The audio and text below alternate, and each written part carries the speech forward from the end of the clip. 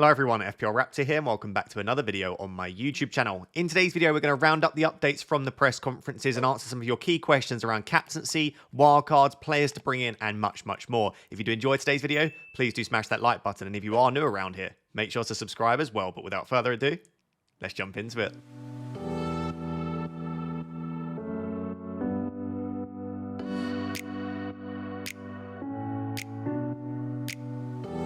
So guys, as always, we'll start with the press conference updates before getting onto some of your key questions around players to bring in, captaincy, wildcard, and much more. And if you do appreciate these videos on a Friday, and it's double upload day, if you've not yet checked my team selection video out this morning, go watch that after, then please do drop a like and please make sure to subscribe as well. We did get some key press conference updates. Once again, all eyes on Solanke, and Solanke will not be available for Game Week 3, but Ange Postecoglou did say that he's very close. I think he said they'll err on the side of caution, which means that he may well be close or almost fit enough to start, but given that they've got the international break, I would imagine that, yeah, he will just miss out altogether. They'll give him the international break to recover, and they'll definitely be available for Game Week 4. However, that's against Arsenal anyway. So you've got no featuring in Game Week 3, an international break, and then Arsenal. So I still feel like it's a decent idea to sell Solanke, but beyond that, their fixtures aren't terrible. So if you want to keep, absolutely go for it. Interestingly, Richarlison will also be absent for a few weeks, and what this probably means is one of Son or Kulusevski will start as the 9. As to which one it will be, I think it will be Son. Other people seem to think Kulusevski, but regardless, I think this is good for Son because he's definitely on pens. And if he does play as the 9, we saw against Everton how much damage he can do. So I think overall, if you want to keep Son, this isn't terrible news. Obviously, Liverpool signed Chiesa, predominantly a right winger, by the way, but he has played quite a large part of his career on the left, and he's also played through the centre as well. So some people seem to be saying this is absolutely meaning that Salah's minutes will be much lower. I don't know that. I think the reason that Chiesa's been signed is because they've got an incredibly good footballer available for very cheap, but also on top of that, he can play across the entire front line and also as the 10.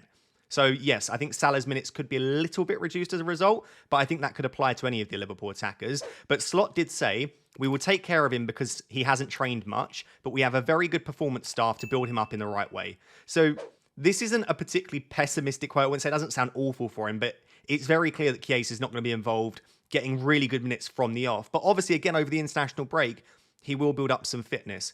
So I think Chiesa will play a key part for Liverpool, but I'm not really worried about Jota or Salah's minutes as a result of this signing for the time being. Pep Guardiola did provide an update on Rodri, who is much better. I think there's a very good chance Rodri's involved in this game. Whether he starts or not, I don't yet know. But he did say that Phil still doesn't feel good. Phil doesn't feel good. That's a bit of a tongue twister. But Phil Foden was obviously out with illness. We don't know, well, I don't know, I haven't seen yet what exactly that illness was.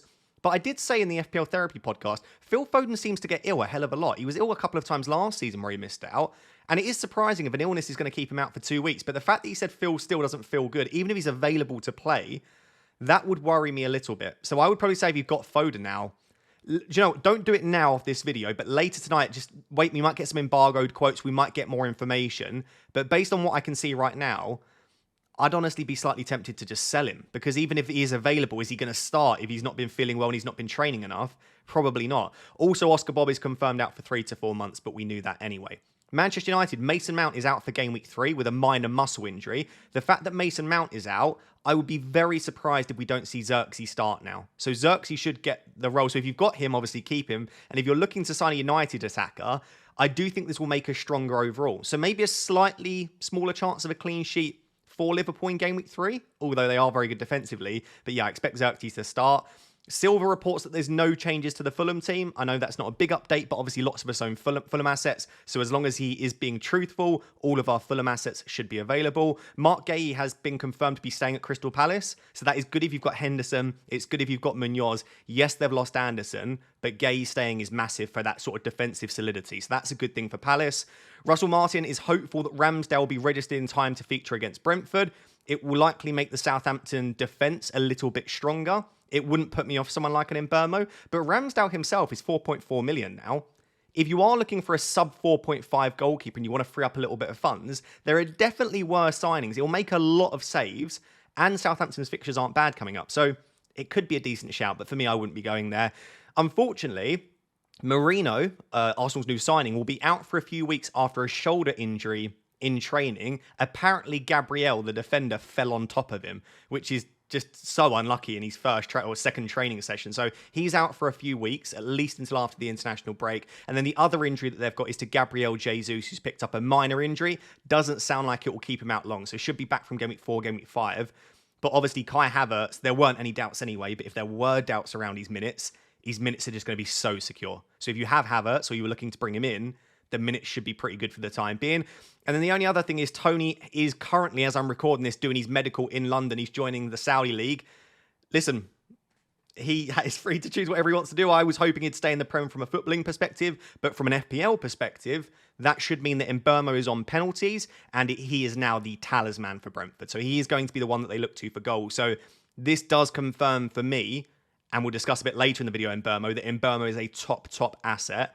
And I would be very interested in bringing him in if I had a free transfer or if I was on a wildcard. So there we go. Those are the key press conference updates. If there are any other updates throughout the day from embargoed quotes or transfers, because transfers could make a massive impact in the remainder of the window on how we play our FPL teams, I will cover that in the deadline stream tomorrow. But now let's get on to answering some of your key questions.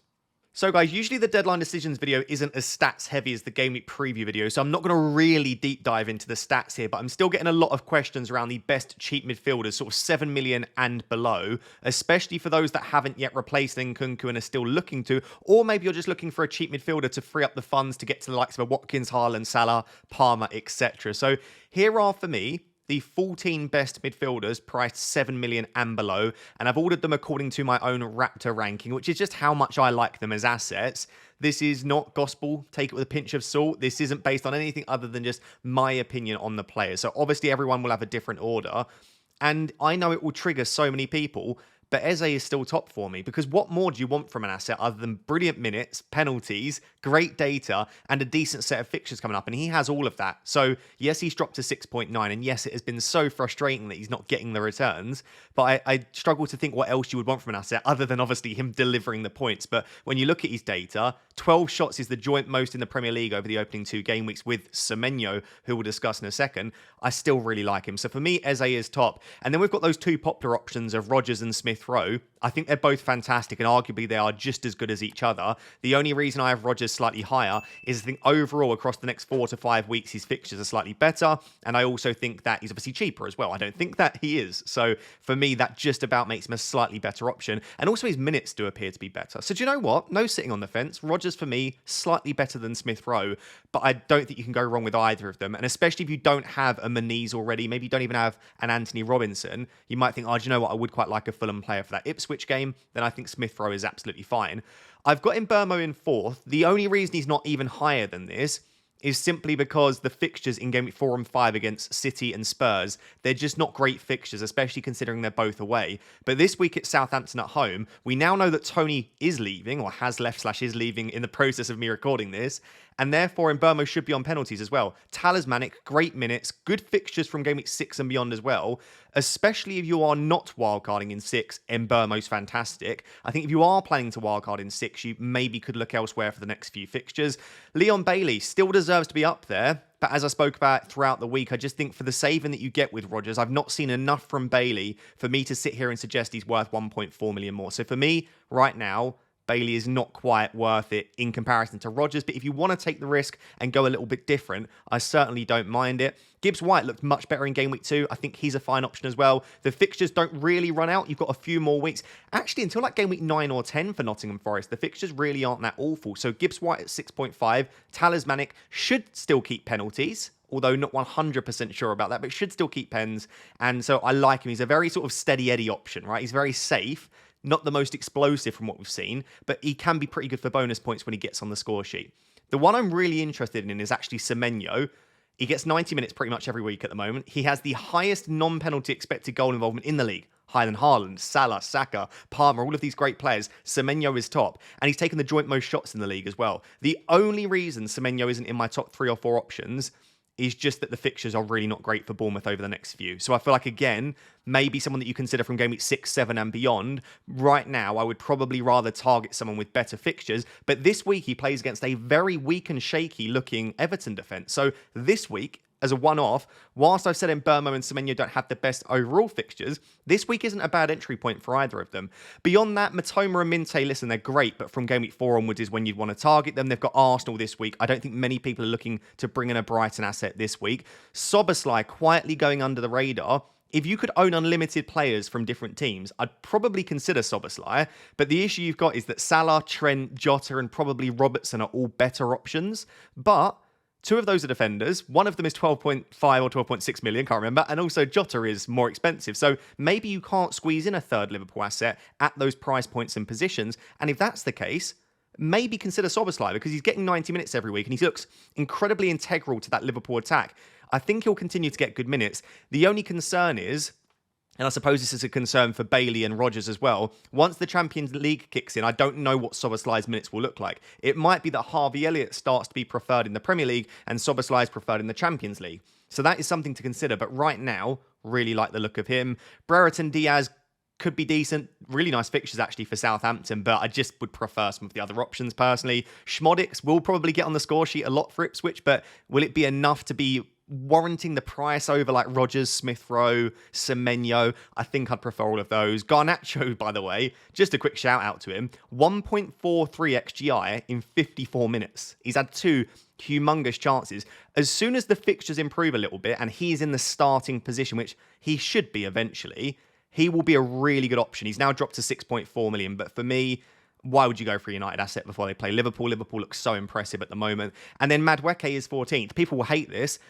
I don't know how you can confirm Madueke's minutes. Didn't start in game week 1, played 90 in game week 2. Then he's played on the Thursday. I think he played like 63 minutes in the Europa Conference League playoff.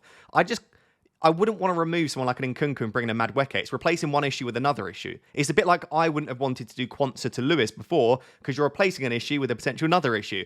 I feel like it's not a mistake going for Nkunku, but replacing a rotation risk with another massive rotation risk, for me, that just doesn't scream points. It doesn't scream like the best use of your transfer. So there we go. Even if you're not looking to replace Nkunku, this is how I would order them roughly at the moment. If you ask me next week, Matoma and Minte would be right at the top because they've got a really nice couple of fixtures. So this is specifically with Game Week 3 as the entry point. Eze, Rodgers, Smith Rowe and Mbeumo are probably my top 4 that are ahead of the rest. So lots of people seem to be wildcarding this week, and I don't necessarily hate it, but if you've not activated it, I would probably try to get until at least game week 4, use the international break to gather some more info and deal with any issues there. But really, I think game week 6, 8, and maybe game week 12 look like the best weeks for me overall, but it's incredibly team dependent. So let's say you are playing the chip this week.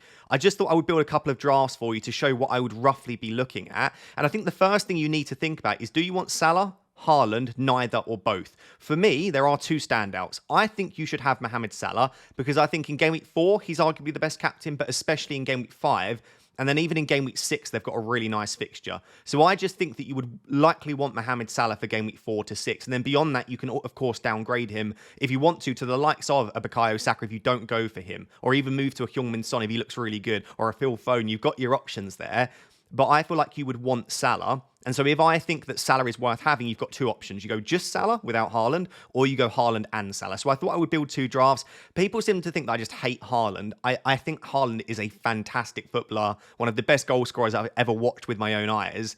And I absolutely would love to have him. But he is so much money that I don't think you just blindly pick him regardless. So here are 2, and hopefully this works for you. If you want to go with just Haaland or neither, then obviously you'll have to build your own draft. But what I would be thinking about is which players are non-negotiables for me. Who are the players that I desperately would want to have in a wildcard draft? And I think for me, regardless of what structure I went for, I would want Salah, I would want Palmer, I would definitely want at least one of Robertson or Trent, preferably Trent plus a Robbo, and I would want at least one Arsenal defender. Did I say Palmer? Palmer would be the other one I want in there. And then I would probably make the most of a Smith Rowe or a Rodgers and probably a João Pedro, given how cheap they are and how good they look for their value. So once I filled in those few positions, it really just comes down to how can you spend the rest of the budget. So on the one on the left, which is the Salah-only draft, I've gone for Raya rather than Gabriel. And I've actually gone for Nedeljkovic, who is the cheap £4 million defender. It looks like Geertruida has joined, I want to say Leipzig, could be completely wrong there, but it doesn't look like he'll be signing for Villa. If Villa don't go out and get a right back in the remaining hours of the transfer window, Nedeljkovic should start as right back in the absence of cash. He could be a decent shout. And also I've got Dunk on the bench anyway, so I wouldn't rely on him. And if I had more money, I only have 0.4 in the bank, sadly. If I had 0.5, someone like a Consa or a Pau Torres, it would probably be a better pick. And then I've got Robertson and Trent. The double up of Robbo and Trent is looking so good at the moment. Liverpool have looked so fantastic in the opening couple defensively. And yeah, that means I don't have Jota in the team, but I just think Robbo and Trent look so good. So I really like that.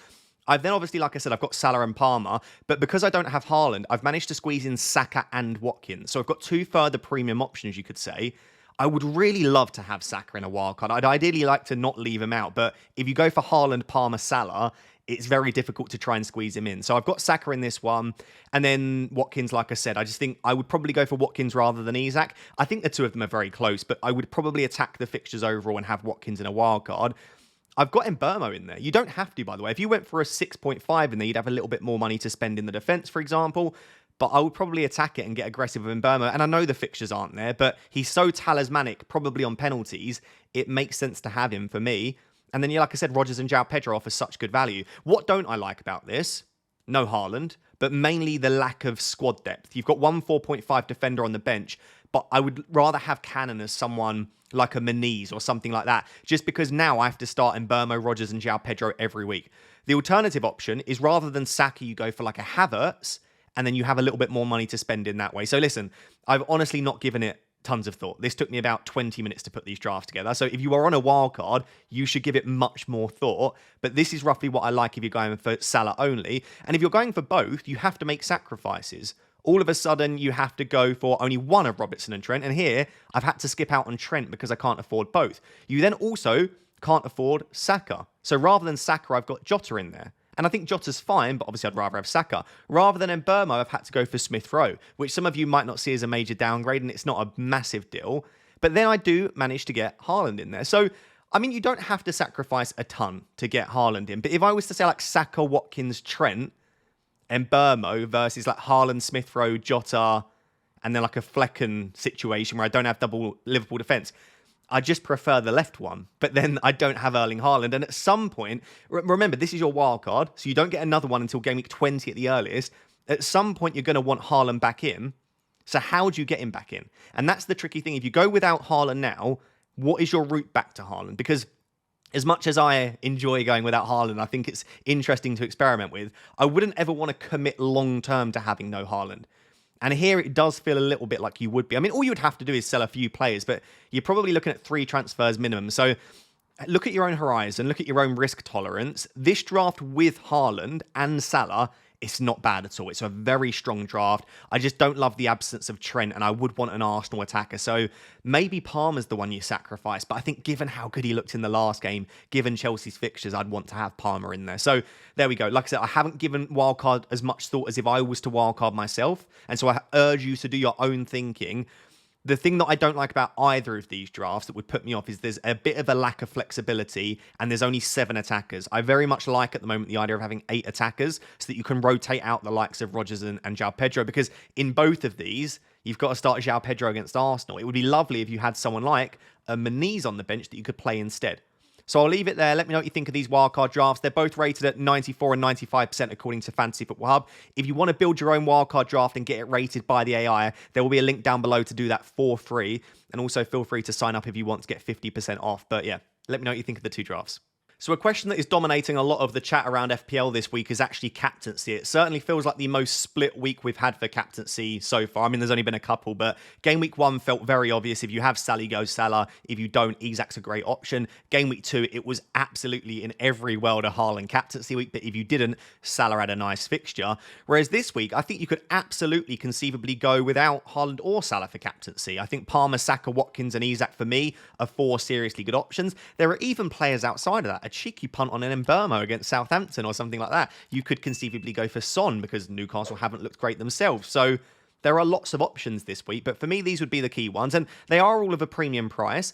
Don't only look at price when you're captaining a player, but usually the premium players are that price because they are so consistent, and that's what I do look for in a captain.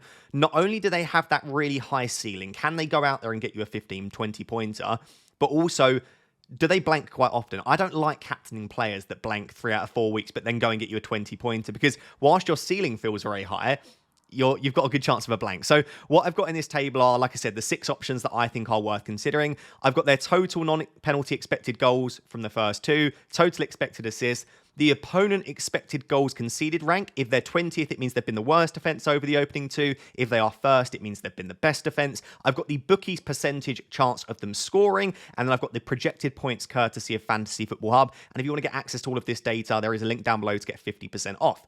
So, I mean, let me just give you the short of it. Haaland's the best captain for me. Lots of people debating about going with Saka or Watkins or Isak or Palm. If I had Haaland would have the armband. Now, do I think it's clear-cut? No. I wouldn't sit there and say Haaland is definitely the best captain. I wouldn't even consider anyone else. But if I had Haaland, I wouldn't consider anyone. I would just give him the armband. Because, let me put it all together. He's had the best goal threat so far. The team that he's playing against have, out of the teams of the other captaincy options, the worst defensive data over the opening 2. And I don't think that West Ham are a bad defence, but they've certainly not defended perfectly over the opening 2 weeks. He has, according to the bookies, the highest percentage odds of scoring a goal. And apologies if you can hear that siren in the background. So the bookies even like him. And he's got the highest projected points on Fantasy Football Hub. The only thing where he isn't top here is total expected assists, because he doesn't create much at all, but you're not owning him for the assists. And also he can pick up assists through rebounded shots. So for me, Haaland is the standout captain, and he often will be if you own him. That's why you pay the amount you pay for him. So for me, yes. But because he's not a clear standout, it doesn't feel like an awful week to back against him. If there is going to be a week where you back against Haaland, it should be in a week where, yes, he might be the favourite, but he's not so clear that you feel like you're taking a huge risk. And in all honesty, I don't see West Ham away as being a game where he gets 2+ expected goals. Although last season he did get that against West Ham, if you remember. He had over 2 XG, and I think he blanked or got like a single assist. So he absolutely in any game can get you a hat-trick. But this doesn't feel like it has the same ceiling as obviously something like an Ipswich at home. So you could definitely back against it. According to Fantasy Football Hub, Salah, Palmer and Saka are all within 0.3 points of Haaland. So they are the next best 3. And I would argue it almost does go in order of price. I would kind of say I do like Haaland the most, and then Salah, Palmer, Saka after that are probably the standouts for me. If we're looking at data, Salah is definitely the second best after Haaland so far this season. And overall, he's had more total non-penalty expected goal involvement than Haaland. So Salah has been highly impressive, and we've spoken about in so much detail in the past how much Salah loves playing against Man United. But I do just wonder, is that Salah loves playing against Manchester United, or is it Klopp loves playing against Manchester United? Because he just went into those games, and Liverpool were like a bunch of demons. Like, the amount of energy and just... it was scary as a United fan. Like, you're 1 minute into a game against Liverpool, and you're like, this could be like 3-0 already. Slot just doesn't play that. We know this rock and roll style football that Klopp played. Slot is much more patient and diplomatic. I feel like it's going to be kind of one of those games where it's maybe a bit of a slow burner in comparison to what we've seen in the past, because United are setting up in a slightly more pragmatic format. I would say the same from Liverpool. I could see this being like 0-0 at like 35, 40 minutes. And so if I were to predict the way this game's going to go based on what we've seen, I do think it could be like a 1-0, 1-1, 2-1, 2-0 kind of game. But really, all you need is 1 goal from Salah, because then he'll get you 10 points with bonus, and then that's not bad. So that doesn't put me off entirely, but I certainly don't look at this, and it doesn't again give me vibes of this is a massively high ceiling for Salah, which is why I would be slightly happier going against them. In terms of who do I think has a high ceiling, I would say that probably maybe Palmer and Watkins this week feel like they've got the highest ceilings, because Palmer has just so many routes to points, and Chelsea are attacking fairly well. I think against City, they still put up over 1 XG. They created chances. Against Wolves, as bad as Wolves were defensively, Chelsea still looked very good going forward. So Palmer does, for me, feel like he's got quite a high ceiling. We know that Palace are not defending overly well in the opening 2 weeks, although this data suggests they've been like mid-table. But I just feel like Palmer does have a very high ceiling this week. Also on penalties himself. His minutes are very good. And Watkins, we saw last season, he can go out there and get a hat-trick. And I just think the fixture against Leicester, again, feels like quite a high upside fixture-chasing thing to target in comparison to something like a Man United away or a West Ham away. So I do feel like both of those have a fairly high ceiling. And I've kind of skipped through Saka there, because Saka just feels like... I know Saka's got double digits before. I mean, he got double digits in game week 1, right? So I'm not saying that Saka can't go out there and get you 10 plus points. But we saw last season there were so many 5, 6, 7, 8, 9 pointers. Saka often returns. I would argue he's up there, along with some of the others, as the most consistent players in FPL. You feel like every week Saka get you a goal or an assist. but he doesn't very often go out there and get you 16, 17, 18 points. And so, as I said before, I'm looking at consistency and I'm looking for explosiveness. And Saka, for me, doesn't ever put up enough XG in a game to go out there and get you 3 or 4 goals. Whereas Haaland, Salah, and Palmer, and to some extent Watkins, and Isak, I suppose, they all feel like they've got slightly higher ceilings. And I could be calling this so wrong. The one thing I would say on Saka, whilst Brighton have looked impressive, Hinchelwood was really poor, I think, against Manchester United and gave us a lot of space on that right-hand side. If they go with Hinchelwood again and he plays in a similar manner, Saka will have a lot of joy. So I really don't mind Saka captain, but the thing that puts me off is that feeling that there's a lack of explosiveness overall from him. And I know, like I said, he got 2 returns in Game Week 1, so he could absolutely do it again. But I think I prefer some of the other options for that reason. So that puts me off slightly. Watkins, like I said, he has this explosive ability and he's got really good goal threat as well. So overall, I have no issue with you going out there and getting Watkins and putting him in as your captain. But I feel like just owning him might be enough at the moment. His minutes haven't been super secure. He's played 61 and 64 minutes in the opening 2. And Villa haven't quite clicked thus far. So I kind of feel like owning Watkins might just be enough this week and just assess how Villa get on and how many minutes he gets once again. And on Isak, I've got a bit of a sneaky suspicion that Isak's going to get a brace. I just think he could get 2 goals, which would be a 13-pointer. The issue is with forwards, a brace and full bonus is 13 points for a forward. A midfielder can get 12 points with a goal and an assist and some bonus. Like the forwards have to do a lot more to get the points. You do really need 2 to 3 goals from a forward, kind of minimum, to count it as a big haul. So I think he could do it. I've got a sneaky suspicion that Newcastle will get 2 or 3 goals and Isak's involved in a lot of them. But it's just a hunch. Like, I've got nothing to back that. The data's been really poor. Newcastle have overall been very poor as well. Apart from in that second half when Eddie Howe made some changes and Lewis Hall, Barnes, etc. came on, they looked a lot better. But I've not seen enough yet, I think, to fully trust a captaincy on Isak. I want to keep him, but I don't know that I want to trust him with the armband. That was probably a really muddled section, but I just wanted to give you kind of my instincts, as well as looking at the data, and you've got the data on your screen here. What is my instinct when I'm thinking about these players? So my gut instinct, which means nothing to you, by the way, but just to let you know, is that Haaland is the best captaincy option. I think you're very, very, very, very likely to get at least 1 return from him based on how good he looks at the moment. And he looks so good at the moment. So Haaland would be my number 1 captaincy option. And I would say the number 2 is a joint, and I'm going to sit on the fence between Salah and Palmer. I think it comes down to just how do you see that Man United game going? Because Chelsea will score goals against Crystal Palace. We know that. But how many goals do you see Liverpool scoring? If you think it's going to be tight and you think Slot will set up in a more pragmatic format, which leads to a 0-0, 1-0, 2-1 kind of game, I'd probably be tempted by Palmer. So, do you know what? I'll try not to sit on the fence. I'll say Haaland, just Palmer, then Salah, probably then Saka, then Watkins and Isak together after that. But that's just me, right? I've given you the data. That's just my interpretation and opinion on it.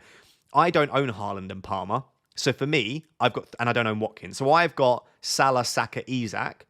I'm on Salah at the moment because I still think even if Liverpool score 1 goal, I'm backing Salah to be involved in it. And whilst I do think it will be a tighter game than we've seen in the past between Liverpool and United, I think that Liverpool could still score 2+ goals in that game. So as a result, Salah's got the armband, but I'd say at the moment, 60% Salah, 20% Saka, 20% Isak. That's currently where I sit. So I think it will be on the Egyptian King by the end of the game week, or before the beginning of the game week, by the deadline. Let me know down below who you're looking to captain for game week 3. And yeah, I do wish I had Haaland and Palmer, but I'm hoping that my boys can still do okay in game week 3.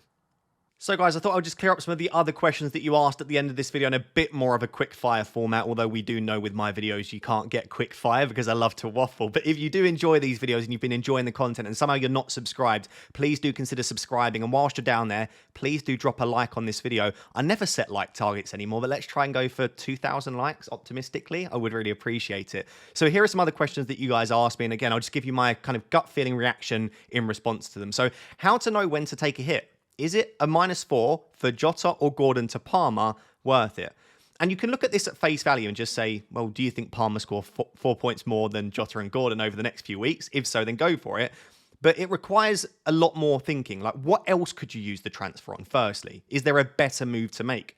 Secondly, could you delay it a week? Because you get a free transfer next week. Could you just delay it 1 week and next week make the move instead? Is there much advantage to going and doing it this week? The thing that I always think that often puts me off of a hit, Jota and Gordon are both absolutely fine assets that we expect will start in game week 3.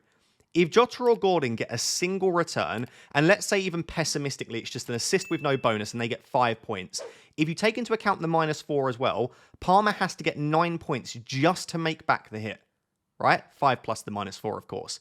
So what you're saying is to make it a transfer that really feels worth it and to gain even a few points, you're looking at Palmer needs like 12, 13 points. And even then, you've only gained a few points. And I know it's not just for that week, it's for weeks beyond, but that's when it comes back to the idea of, well, could you just do it for free next week?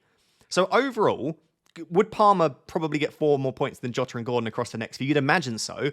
But all you need is 1 or 2 lucky returns for Jota or Gordon in there, and it's going to be very difficult for them to do it. The one thing that I love about Palmer in for a -4 for someone like a Jota or Gordon before we move on is that he's also on penalties. And so there are extra routes to points for him in comparison to Jota and Gordon. If they were also on penalties, I'd be like, listen, taking a -4 to remove a penalty taker never feels great. But Palmer obviously has those extra routes to points. So listen, I like it. I'm even considering it in my team. I can do Jota to Palmer for a -4. But at the moment, I'm probably leaning towards just keeping Jota because, like I said, I could see Jota getting a return and then Palmer really needs to smash it to make it worth it. When to bench attacking defenders because of fixtures, something like Munoz versus Porro. Lots of people have this debate between the two. I would firstly look at clean sheets. I would say if one of them has a much higher chance for a clean sheet, look at bookies odds, look at data, look at expected goals conceded, whatever suits you and your strategy, or just look at the games and say, does one of them have a much better chance for a clean sheet? And I would say Munoz against Chelsea or Porro versus Newcastle, neither of those stand out as being good chances for clean sheets. I would say that both players probably have a 15 to 20% chance for a clean sheet. I've not looked at the bookies odds in too much detail, but that is roughly what I would expect. And so if they've got a relatively equal chance, well, then you look at goal threat and assist threat, and I would say Porro is more attacking than Munoz. So if they've got a very similar chance, plus I think Porro is more attacking, my answer would be Porro. But I would definitely prefer to look at the clean sheet than the attacking threat, because at the end of the day, you want a clean sheet from your defender, and a clean sheet is always more likely than an attacking return for a defender.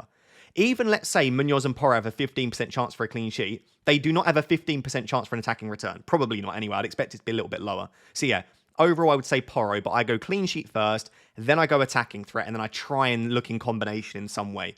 The next question is, who would you start between Smith Rowe, Rodgers, and Eze? Lots of people have to bench one of their attackers this week, and if you don't have someone like a João Pedro, it's a slightly trickier decision.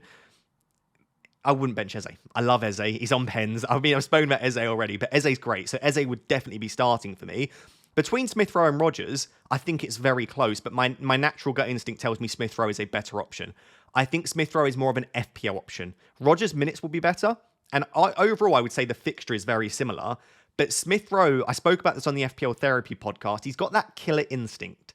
He's got that, he knows when to arrive at the right point to score goals. And he's shown us that over 3 or 4 years now. Rodgers hasn't shown us that. And that's no disrespect to him. I've just not seen enough of him.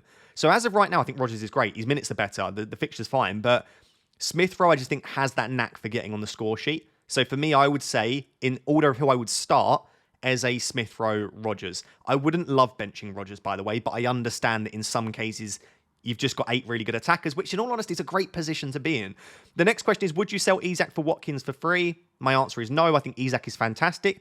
As I spoke about earlier in the video, if you were on a wild card, I'd have Watkins, but I wouldn't be selling Isak for Watkins. I don't think that's worth it. I just give Isak one more week. If he blanks at home against Spurs, a team that traditionally, I say traditionally, especially last year, he's done very well against, then absolutely. At that stage, you say 3 blanks in a row, and especially if he doesn't even get chances in the game, something's not working for Newcastle at that stage, and then I'd maybe feel more comfortable selling him.